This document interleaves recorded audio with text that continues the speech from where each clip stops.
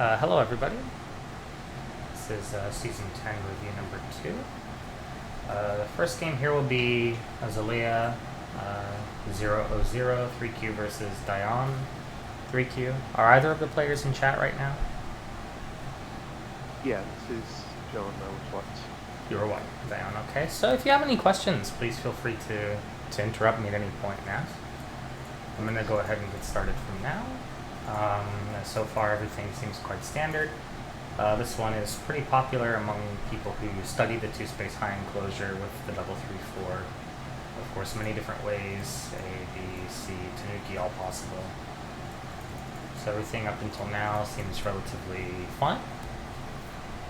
Little caveat about the shape in the bottom right corner.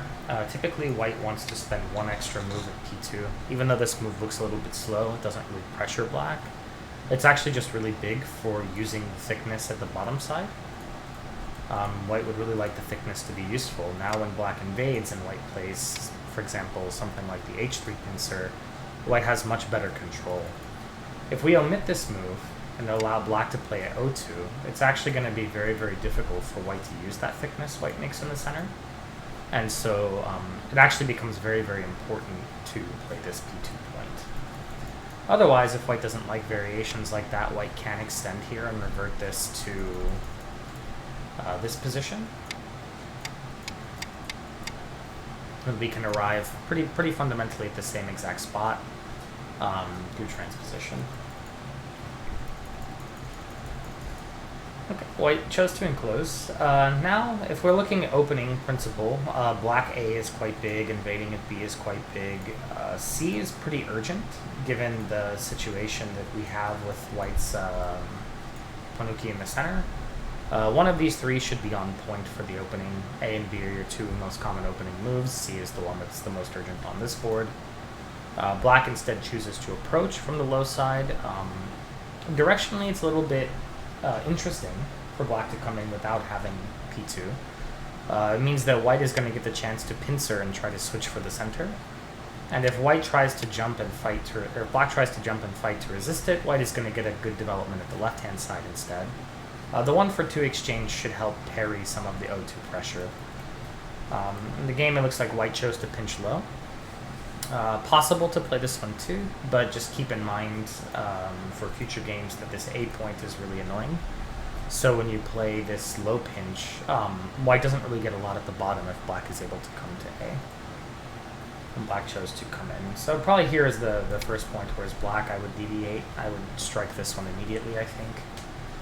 Even if white gets to add another move, it's not the end of the world. White can just return to the bottom left corner later. Or black can just return to the bottom left corner later, Tanuki from now, or black could, for example, play this attachment, which can be quite annoying for white. We can imagine if something like Hane, cut, Atari, extend, Atari, push, block, connect, there's a lot of cutting Aji outside, a lot of things black can sort of aim for. If white simply extends down, then black can just treat it as a good exchange, fly to the side. Many methods. Let me get something very similar here. Normally in this case, white will typically just block tight against the stone. This one's going to make it hard for black to extract F3 later.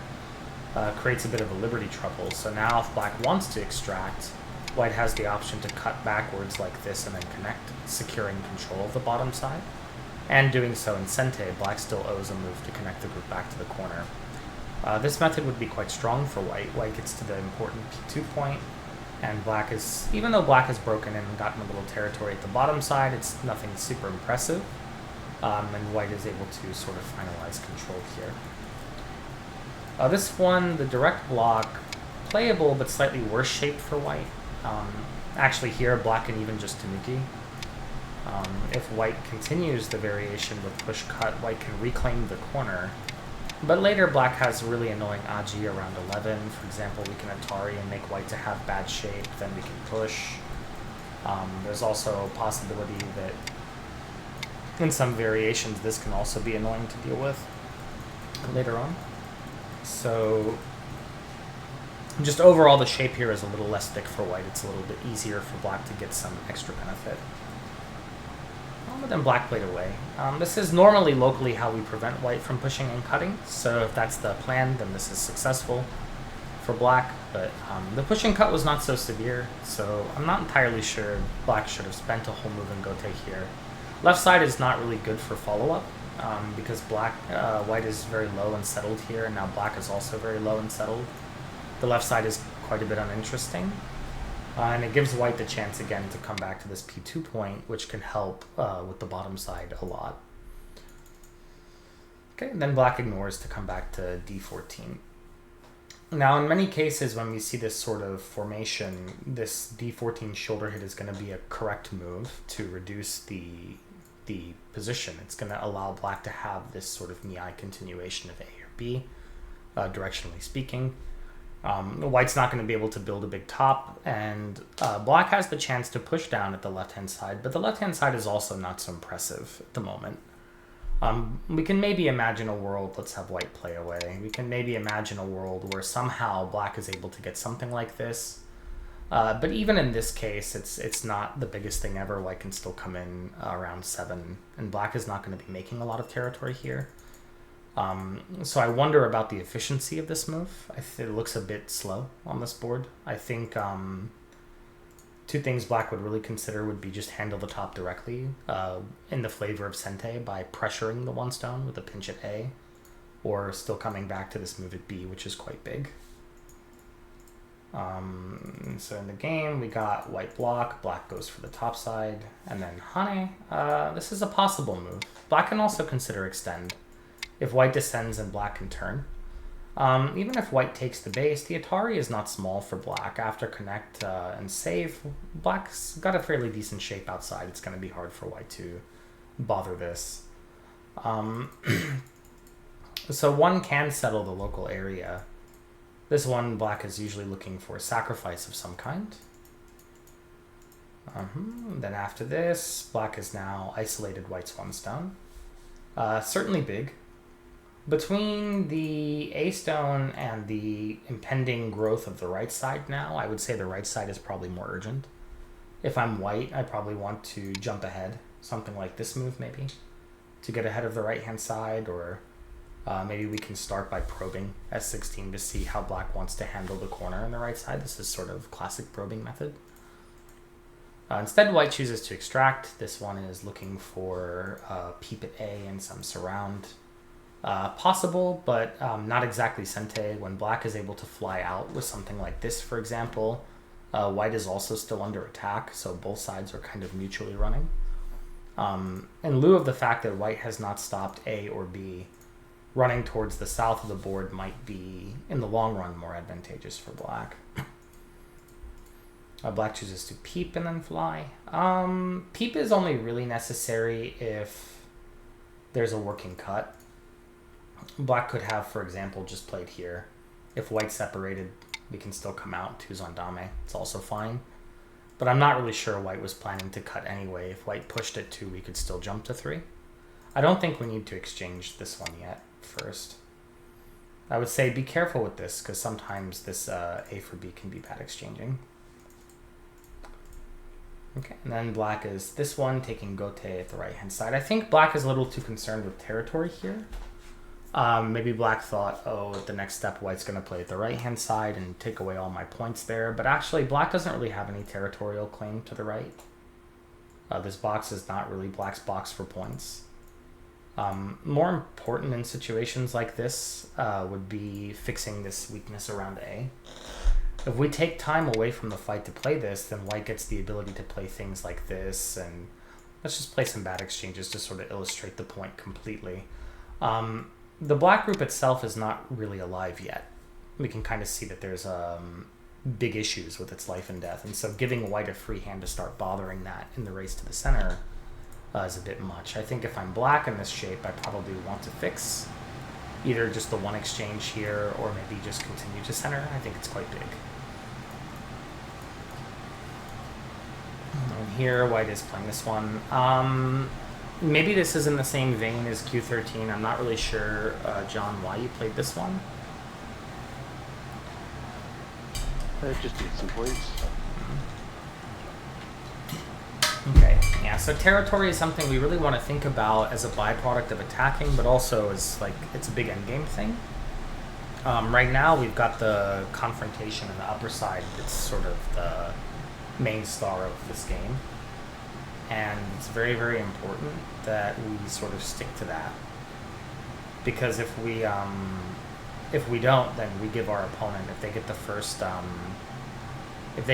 move against us, it's going to be an advantage for them. So we want to really be careful with taking these sort of gote, quote-unquote, big moves, because if this move doesn't really have a follow-up and it's not really doing much directly, it's kind of like a pass in the middle game, and you don't normally want to just give your opponent a free move for no reason. So I would say just be careful here. Something like this would be a lot more natural. The left side is already, again, not inherently valuable for territory because the position of both black and white are quite strong, low, and settled. And when that's the case, it's usually difficult for either side to make territorial progress outside of some very small endgame. So we really don't want to concern. If we can chase black in that direction and turn that into no man's land, it's not really a loss to you to do that. And still, even for white, like you would ideally like to come back to something around like A or B or C in the future. And these areas are much bigger and much more interesting for white than playing on the left-hand side. Okay, and then black is shoulder pressing. Again, this is black trying to help his group. But answering the white mistake with a move so close to white's mistake is also probably a mistake. As black, I think we probably just jump. Yeah, white finally gets back to the move. Black defends. White defends. Black comes out. This sort of trade, A for B, it's sort of net neutral. Neither of these moves were particularly urgent. So white could have avoided the A-B exchange altogether and played P2. If black wanted to punish, black should go down directly and take this move away. It's quite big. But in general, white can also just, the step prior, take this one. Black pressing here is not so big. It looks like maybe it's a lot of territory, but really it isn't. Especially because the one stone itself is actually not that easy for black to capture, even if white just plays empty triangle or one space jump. It's going to be very difficult for black to seal white in. So black getting down to C10 is threatening to remove about 12 points at the left-hand side. It's not the biggest at this stage in the game.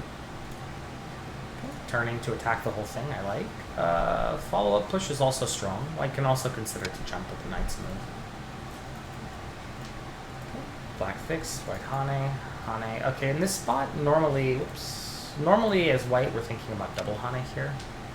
We almost always need a reason not to. So in this case, it just comes down to whether or not black can actually kill white. The fight is not super clear because white has things like push and cut or things like disattach and clamp, which can lead to other types of fighting in the center. But it seems like white didn't want to read that or was difficult to read, so white decided to play this one, which is safe. It's okay. At this point, black is going to be alive. It's very difficult unless white can find a way to get this type of move with Sente. It's going to be very difficult for white to kill the shape now. But luckily, this move comes in Gote. There's no Sente follow-up here for black, so white can play away. So here, this one is kind of like the puppy move. White is separating black, but it's like white didn't realize at the moment that both A and B are alive. So cutting two living groups is a bit slow. Not a lot of value. It's mostly dame.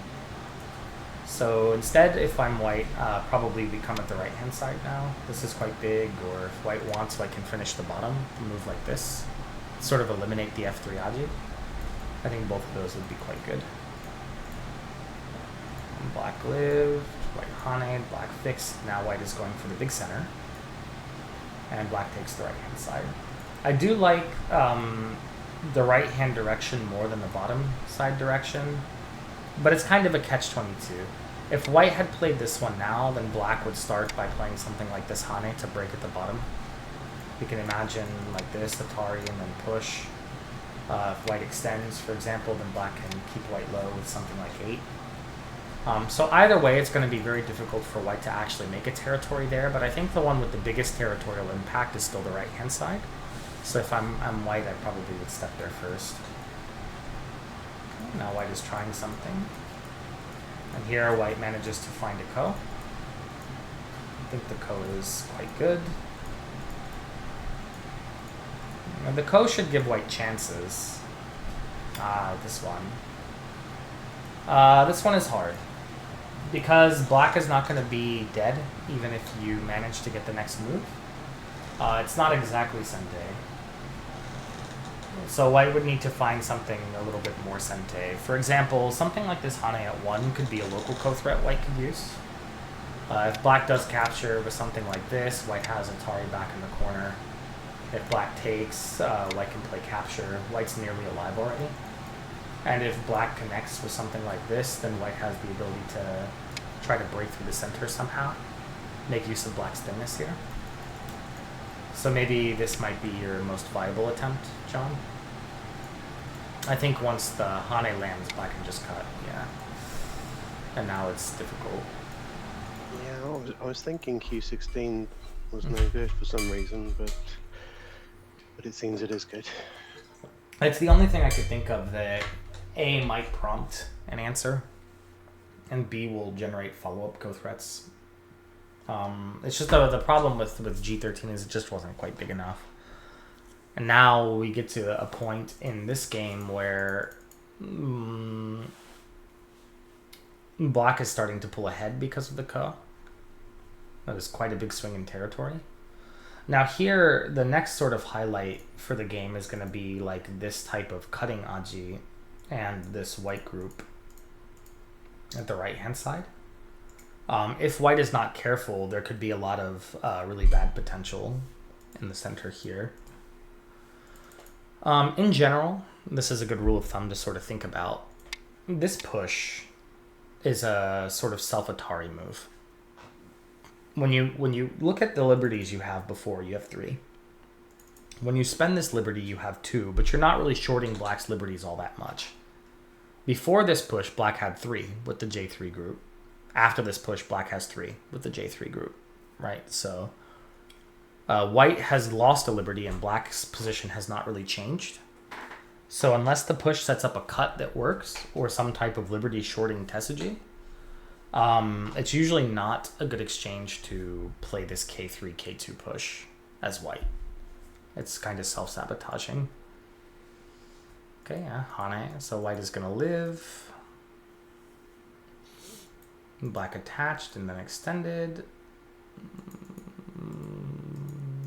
White is going for the life and death, and now black goes for the cut. So it's sharp enough if it works. Probably at this point, white has to be very, very careful of his own Dame Zumari. These cutting stones are quite low on liberties. So at some point, it's going to be very big for white to step back here. Okay, white got the upper side cut off. I see. If you wanted to save it, you could just extend. Were you worried about Atari? Yeah.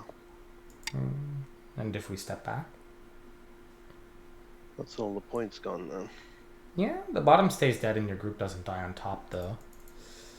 Because the problem with this one is that once black cuts through, how does the top group manage 2 eyes? Well, I did manage it somehow. It seems like it's going to be difficult. Oh, what the? He just kind of gave that one to you, huh? I guess he could also play here. If you capture, he can recapture. You still have to find the second die. Maybe it's doable. Seems like could be possible somehow.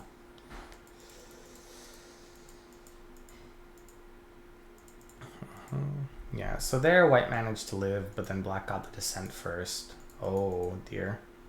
Yeah, now I think it had to be here.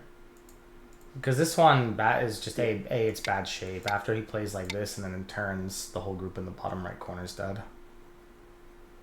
Yeah, that was the game. Yeah, and then now it's just over. Yeah, so I guess the prediction sort of came to light back here, mentioning that this would be the next really big star of the game. Always have to be careful with cuts and stuff like this.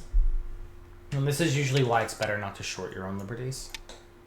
Even if he did play like this, it's possible that in the life and death he might have had the method to kill it. If it went something like this, for example, the group is still dead locally, but at least this way you get 3, and it's much harder for him to make a working cut. Because at that point, you can even consider to run out the cutting stones. Like, he can drive through a little bit in the center, but you catch back some of the territory by turning against the 2 stones and cutting back in the center. Yeah, so I think for this game, the biggest takeaway I would say is try not to follow the opponent around a little too much. Like, always try to think about when you're playing a move, what threat does your move carry if the opponent ignores it. Basically, what is my move trying to do and why should my opponent care about it? If you can ask yourself those questions and have good answers, then you can be convinced that your move is a good move most of the time. And then just the other side note would probably be something along the lines of, if you ever run into this situation again in the bottom right corner, or any situation that's similar to this, just remember that this P2 move is actually quite big, even though it looks very slow. If there's no other questions on this game, I'll go ahead and I'll move to the next one. Thank you for that. Take care. And so the next game is between Steve Kong, 291, and Monsieur Colbert. If either of you are in the chat, please feel free to interrupt me at any point and ask questions.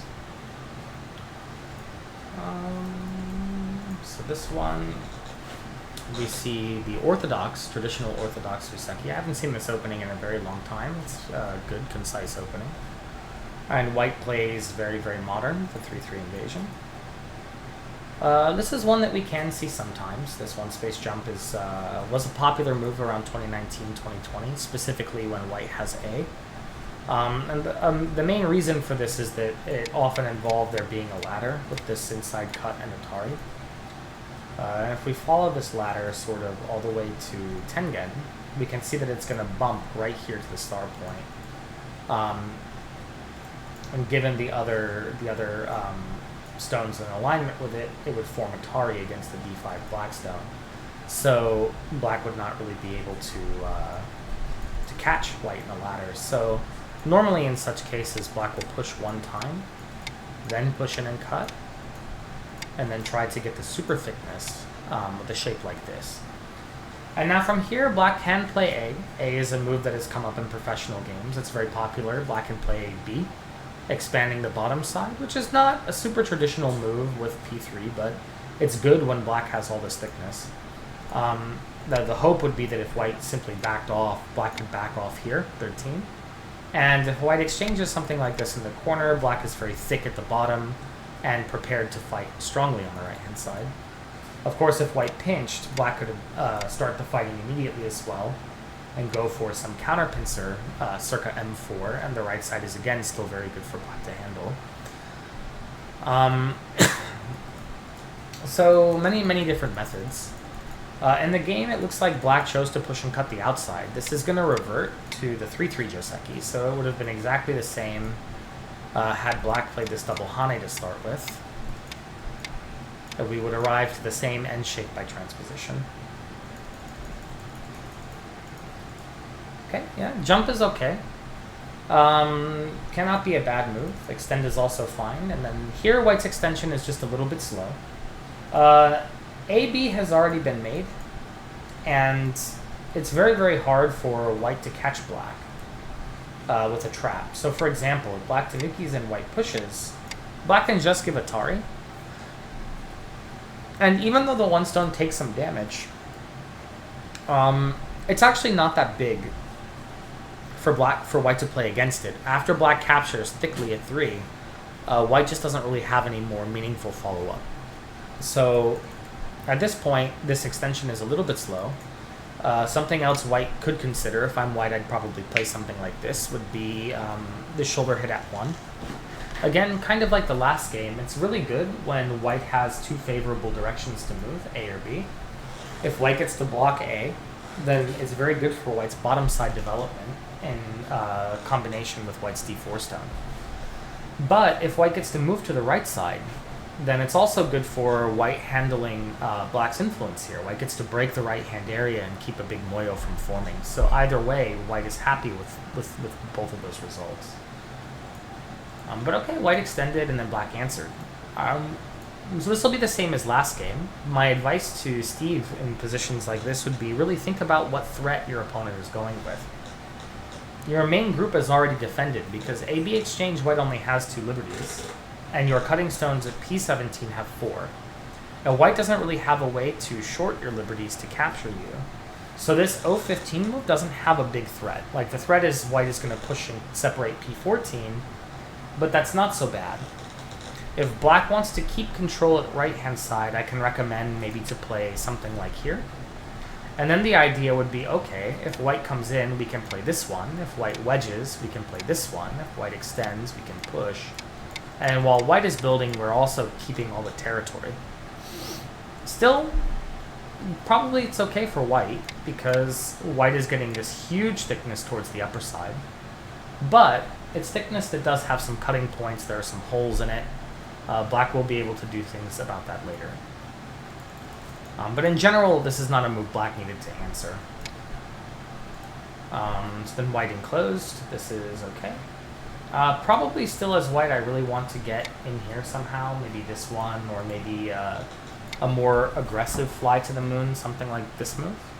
Still setting up for the same type of Miai. It can press at 04 or attach 03, or it can attach at R5. So for example, if black ignores, white can fly in. We can imagine something like this. If this one, there's Hane and jump forward, white's going to settle quite easily. And if descend, white can turn, and white's in relatively good shape here. It's very difficult for black to break white's shape, despite the number of stones, the advantage black has.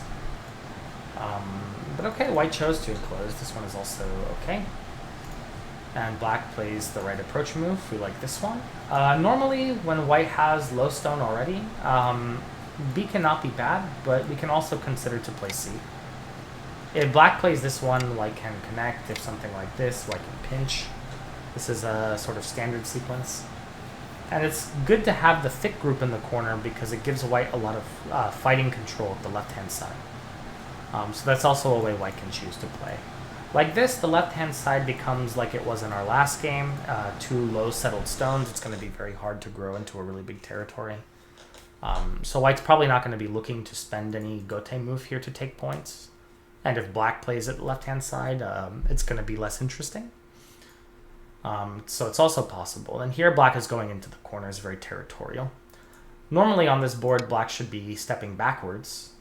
This would be creating a really good wing formation with this corner enclosure, sort of trying to bait white into invading somehow at the right-hand side. And then black can attack the white group for some kind of profit. For example, if white goes something like this, then black might choose some press and surround variation and has a good moyo prospects at the bottom. But like this one, the slide is not inherently sente, so white does have the option to ignore from now. And if white ignores from now, we can consider to break the right-hand side directly. So for example, white can play this attachment. And if we imagine something like this, it's going to be quite easy for white. Even white can just take a base, or white can go for this exchange first and then turn, and then something like here, maybe even something more hyper efficient. White's going to have plenty of space to secure a group at the right-hand side. Okay, white blocked the corner and then came in. I'm not sure about this point of coming in, like this exact placement. It seems black can just answer with Atari, and I'm not really sure what all white has achieved. It's also possible, I think, for black to just ignore it and go for the pincer, because if white does play the push, well, we can do some reading, right? If black extends and white push, and black extends and white push, we can descend and white push, and we can block and white turn, and we can seal white in. And then one is in a really good spot. And actually, even if black sacrificed the 3 stones, it's still going to be okay for black. So at this point, black would get the whole moyo area starting to really grow from here. even though black lost a little bit of territory here, there's no real threat to the corner group, at least at this point. So black doesn't technically have to respond to this. But in the game, black chose to play attachment. This one's trying to clean up the aji. White jumps, that's standard. And then press. Okay. Seems that black is really trying to hold on to as much of this moyo as possible. I think if black really wants to do that, the more classic technique is probably appropriate. We can peep the inside, Q10, to make white heavy, and then jump with this P7 move. And this is often found in Go books. If white ignores it, then capping becomes a really powerful next play, threatening to draw the one stone out and keep white very tightly surrounded. And if white jumps, for example, something like this, we can follow, and we're chasing white. And this should be a good flow for black. This one, shape is just a little bit thin, so at any point, white can play, whoops, not this one, white can play attachment. And if black has to play like this, black shape is kind of broken.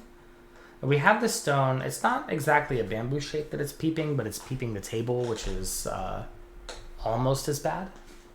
There's not really a working cut that this stone tributes to.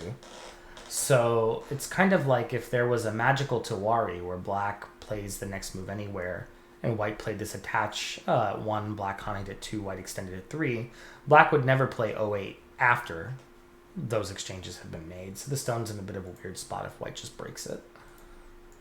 Okay, but white answered, and then played the hane. Now this hane was quite big. At this point, the only thing black really can do is capture the stones. And this is going to be quite big enough. If white gives Atari, you can think about many things. If connect like this, you can try to play this way. And if white just simply Tanuki from now, which is also fine for white, then later black can play Q13. But Atari will be the thickest shape that black can play here to remove all of the aji.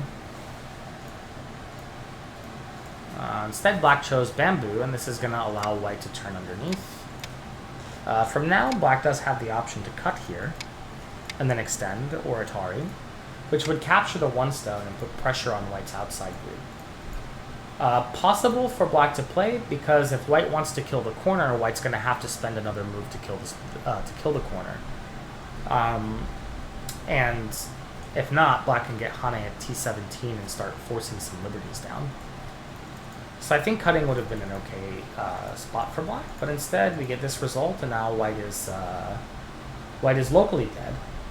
White breaks through, and then this one. So here, this shape still tells me that black is concerned with the bottom side territory. Steve Kong, I don't know if you're here, but my recommendation would be don't be so concerned about the bottom side. You have more stones than white there. You can just extend and deny your opponent the ability to pressure R7. If you do this, you'll attack his base a lot stronger, and even if he manages to move in, he's not going to be able to accomplish much. For example, he can try something like this, but none of these moves make eyes. So even though white is breaking in a little bit and black is losing some territory, it's all sort of only considered losing territory if white manages to not die. But the problem is, white is a she, okay, my bad. I couldn't tell from the name.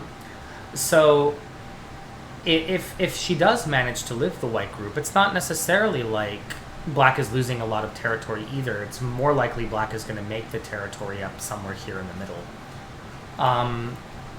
So really you don't lose much by doing this. So here, this one, however, loses a lot for black. Even though you're blocking white's access to the bottom from the right-hand side, by allowing white to take another liberty from the A stone, white's position greatly improved here. It's quite strong for white now at the right-hand side. And after this, white is alive. So Tanuki, this is possible, for sure, possible. We're playing a little bit more reserved, like trying to keep access to the center. And perhaps black is worried that black is not going to be able to make a life here somehow, but what we should remember is this white group is also only one eye. Granted, it will probably get the second eye at A quite easily, but the fact that it doesn't have 2 eyes yet gives us some leverage on the top side. It means that black can think about deeper invasion, something like this, for example. And if white plays, for example, this type of situation, it can be quite useful for black to squeeze white. We can imagine something like this, and then maybe here.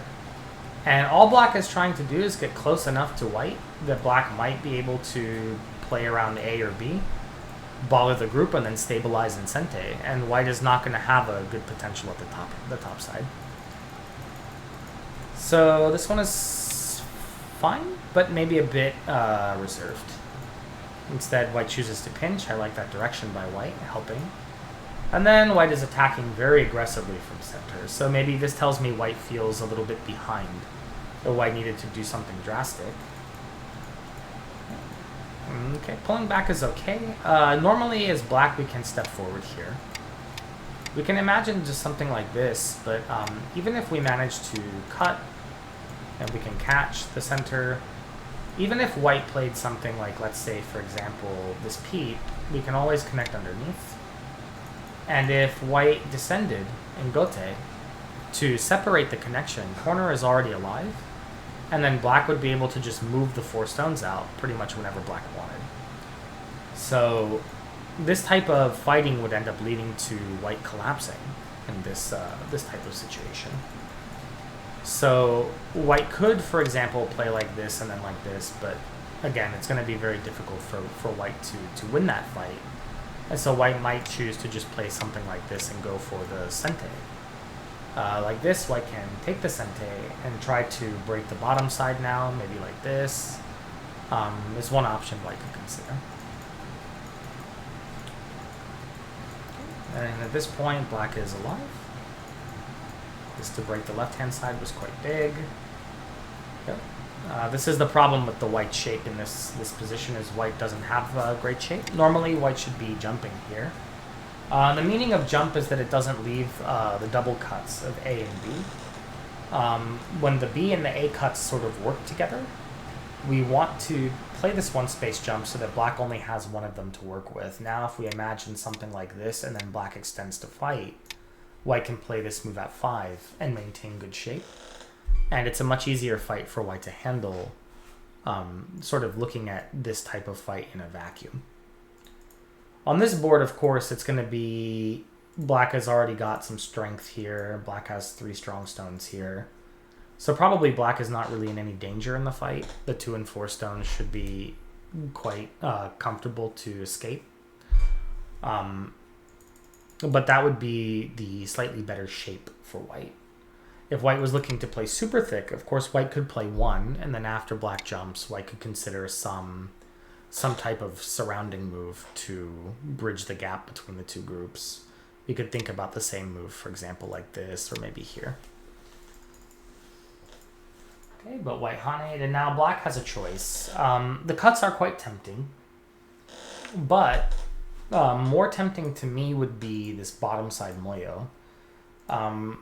This is still black's biggest area, and the gap between H4 and N8 could use some attention. Now that black has a free Sente, might be a good time now for black to play some move around 1 and just create a good bridge here, a good shape. It'll be hard for white to come in now. So with this one, okay, Atari is fine. Capture. Maybe a little bit slow. It's big points, but there was not a lot of urgency to catch 1 stone here. Namely, this is because this half of this group is already alive, and A is only 1 stone. It's kind of endgame at the moment because it's not impacting the life and death of this corner group. So again, this might be a case of if we compare endgame sizes of like A to B, B is slightly bigger. Okay, and then white comes in. This is good for white.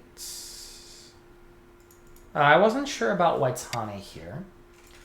You have to be really confident in your ability to make two eyes. Normally, for Q level, I would recommend at this point, when you see this type of play where your opponent has opted to kick instead of cover, for example, black could respond more aggressively by 1. But when they kick and they allow you out and then they press, one of the easiest ways for white to sabaki is actually to dodge with the knight's move. If black pushes and cuts, white can sacrifice 2 stones in a good shape. Then we can imagine white breaking in further with this or with 1 space jump. And even black can push in and capture, white can still make a good shape and is almost completely alive already. And because of the stone at 1, white has free access to the center this way. So I'd say that this one is probably going to be the easiest chance for white.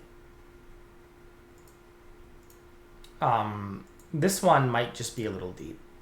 Now here, the clamp was an interesting idea. Maybe this was to separate, I'm not sure. It doesn't quite work because white can give Atari and then just defend. So with this, white can refute it. Even if black exchanges, black will still need to answer 1 move, and white can find many methods to push out, for example 7, or white can start with like this push and then hane, like this type of idea, and then push out. Like white's got a lot of different ways to go. It seems very hard for black to surround and capture. So maybe instead of this one, if I'm black, I probably just answer locally. If white gives Atari at 2 and then flies, white's invested a little bit more into the shape towards this sacrifice here. So now black can get a little bit extra.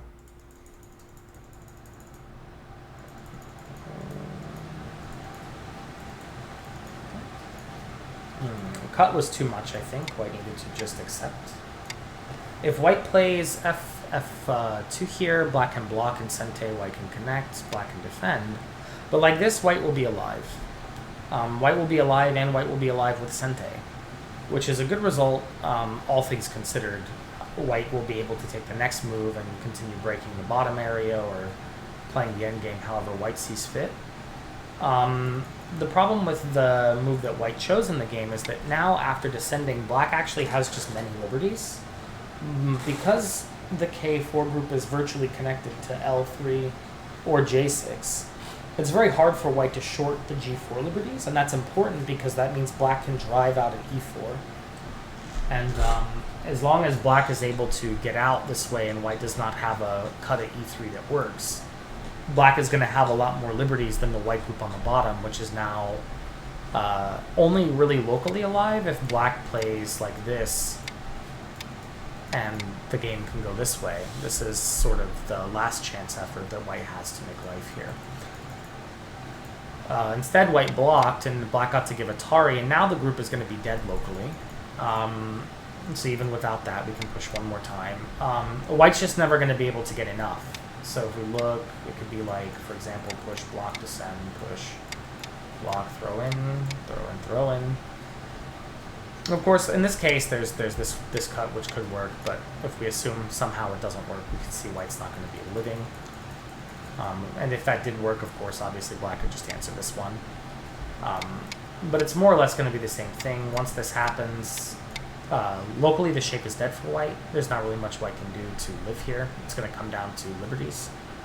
Capture E1 is 1, fill F1 is 2, fill H1 is 3, O1 is 4, and then the throw in at K1 is the 5th and final. So black just needs to make sure the numbers are greater than 5. Black can win. As of right now, black's closer to 7 or 8 liberties, so very, very clearly winning for black in that case. Yeah, again, white could have stopped that. White had to find this one. It's a bit tricky. The main idea, of course, if black ignores, we play 3, and it's just alive. And if black wants to break it, black has to exchange 2 for 3.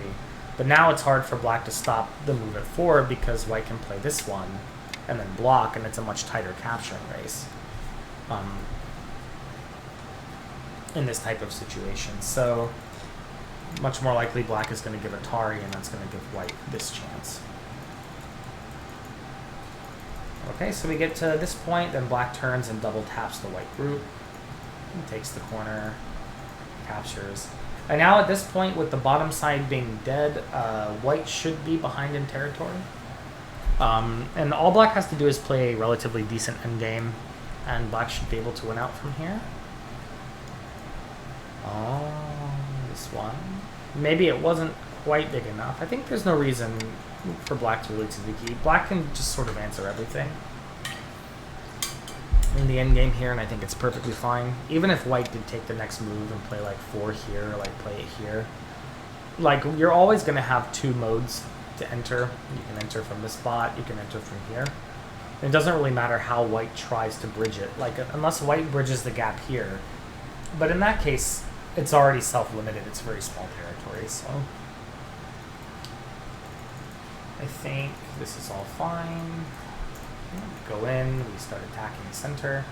Now, something white's going to have to worry about, black didn't do it immediately, but something white's going to have to worry about is this sort of A cut, which could come in the future. That was a very, very sharp move. Good job.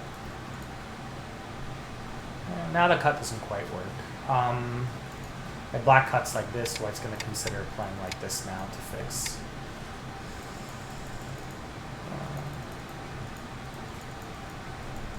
Yeah, the rest of the game looks sort of like we're finishing off. Black chooses mutual destruction.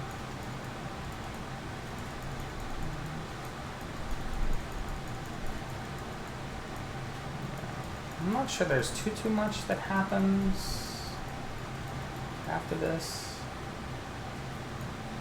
Just sort of skip ahead a little bit. Yeah, it looks like it's just going to endgame from there. Alright, good job for both the players. I think for white, it sort of just came down to handling at the right-hand side a little bit easier. Black could have sharpened up the attack a lot more with some basic technique, which I think is good to note. And other than that, I think overall very solid game. Yeah, we'll move to game number 3. This one is Wayne C versus Darth Maulrat. I like the name. Maybe they're a Star Wars fan. If either of you are in the chat, please feel free to interrupt me at any time with any questions. We'll begin from now. So this time we have this sort of opening, not quite the orthodox, which would be Shimari facing this way. But this was an opening that was favored a lot by hyper-territorial players in the 90s, early 2000s.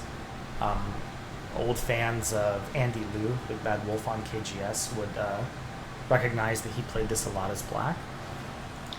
White approaches the outside. It's very reasonable. Another sort of opening theory that we would see back in the day is white would play something like this, or maybe even one further, opting to go for the side instead of the corner. And this would be a direct counter to black's plan, so to speak. Because what black is hoping for in this situation is black is hoping to get this approach and then this wing. And this type of wing creates a nice bowl for black along the left-hand side, this wave that can then begin to grow and try to emphasize this whole box in the middle.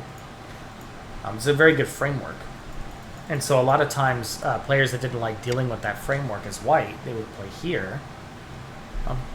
You're welcome, Laura. White would play this one, and that would limit the scope of expansion that black Shimari has. And even today, it's still a good move. I think if you look at it with AI, it doesn't lose much, maybe 0.5%. So this one is still perfectly playable as a direct counter to this opening strategy.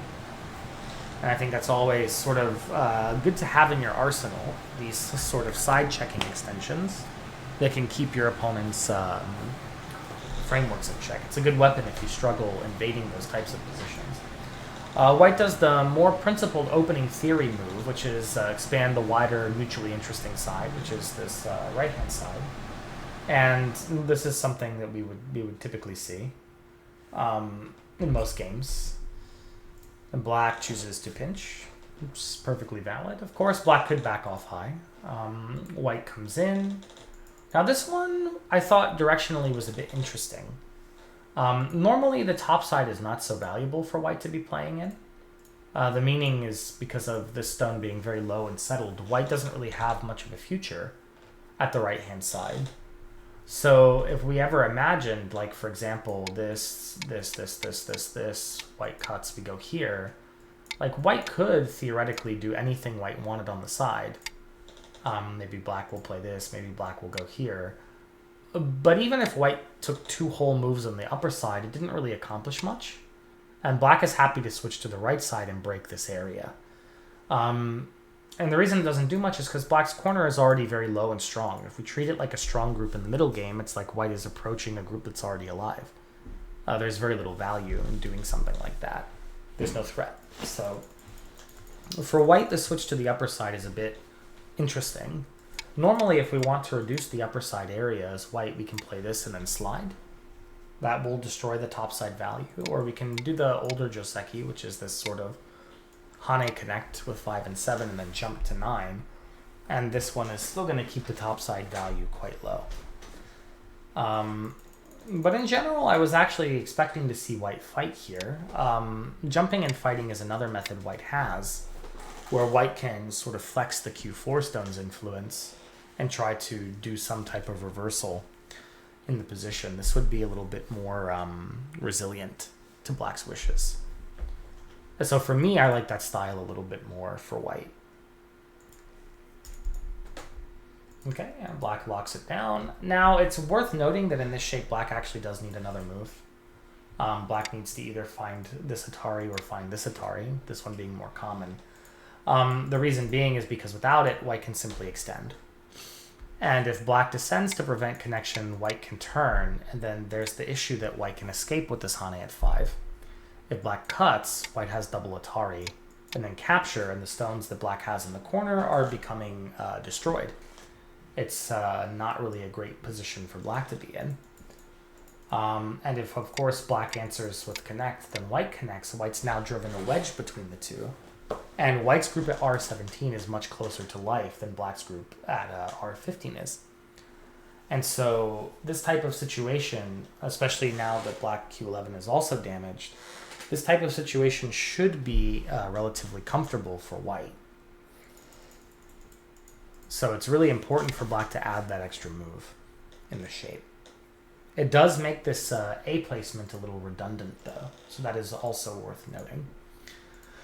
And I guess the other thing we could point out is that if black blocks on top and goes for the Hane, this is possible for black to do for sure. Black can create the wall like this, but white is going to increase the territory at the corner by a sizable amount in Sente, and so that result is still not the most ideal that black could get here.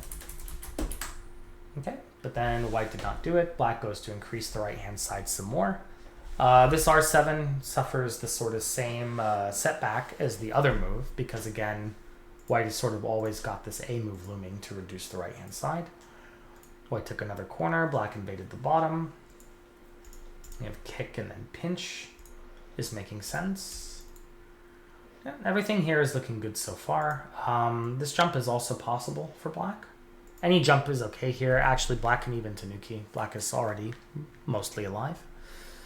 So if black wanted, black could follow up on the right-hand side here because white doesn't necessarily have another good next good attacking move. If white plays here, the attachment is already on its own enough for black to make the life here. We can imagine some situation like this, then connect. Black is going to be able to make an eye with D5 attach or J2 diagonal. Doesn't really matter how white goes about it. The 4 stones are very hard to threaten the life and death of. So yeah, black could theoretically walk away here. White's jump is a bit retroactive. Maybe white is worried about pinch at M3. But that pincer is not so big. I would prefer to see white lock down the corner with S5 or S4. If black pinches retroactively, the stone at K3 is quite light. White can give that stone away. It's not so important because it's not attacking a weak A group anymore. A was already strong, and then black made it even stronger with H6. So the K3 stone itself is relatively low value as an attacking piece. When black is playing this pincer at M3, black is trying to capture it, but the capture is only territory. which makes it not so efficient. If black was a weak group and the pinch at m3 was helping black to become stronger, then it would be a different story. But because black is already alive with A,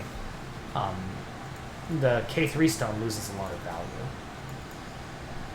Okay, and then black jumps, completing this sort of classic saucer shape or bowl. I'm not sure what the textbooks these days call it. This is a very common diagram in opening pattern books from the early 1900s, or not early 1900s, but like late 1900s, early 2000s. Now, if black can get the next step at A, black is going to have a really big moyo. So usually now is the time for white to find this move. So good job for white. But cut connect, very territorial, giving the moyo back. I was expecting to see white go from outside direction like this, and then fly to center. The top side, again, white's alive. And white can get many points at the corner because of R13.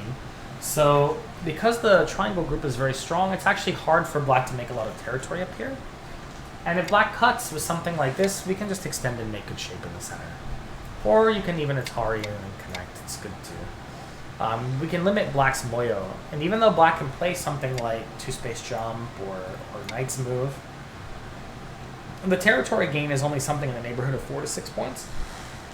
And it would be coming in Gote, which is not so impressive.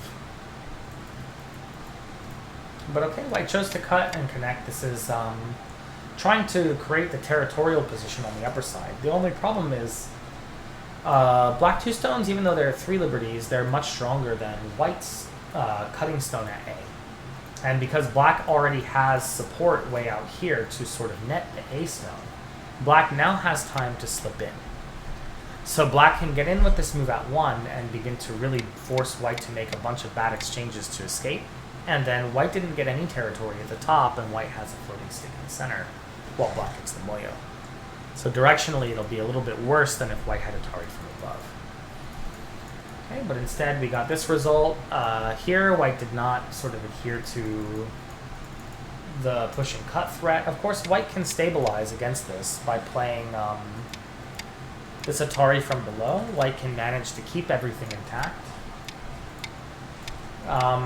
But after white does, black has now completely isolated the outside. So white didn't really like that, I'm assuming, because white chose to Atari and push down and sacrifice and then extend.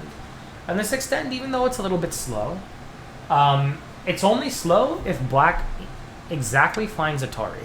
And considering that black hadn't found Atari yet, I think it's safe to say black probably doesn't find it. Instead, black flies all the way, and now this is white's chance to strike. White could instead immediately invade at 1 and try to separate the right-hand side. The thing is, with this, you've got this influence that is held together and stabilized by this living base, and black's right side is very thin. And whenever you have sort of thickness next to your opponent's thinness, we should be trying to find ways to cut them apart and profit. Which is what this move at 1 is attempting to do against black. There are potential Tesages in the works here with things like this outside attachment, this Atari, whoops. Various sorts of combinations that can lead to black potentially not having a great time or vice versa. White can set them up in a plethora of ways. So white does immediately come in. And for the sake of time, I think, Mike, are you next? Yeah? Alright. I'll try to finish up in the next 3 minutes. Oh dear. Oh big dear. Oh. And normally we prefer to connect this way. I think maybe white was worried about liberties of black Haned. But black is kind of dead. Yeah, and then after this, white should be doing quite well, I think. I'm not sure if both players are in, but it looks like white ended up winning this game quite comfortably by the end of it. All right, I'll stop this one here, and I'll turn this over. I'm not sure who's next in the main room, but I'll stop sharing. Recording in progress. I'll turn it over now.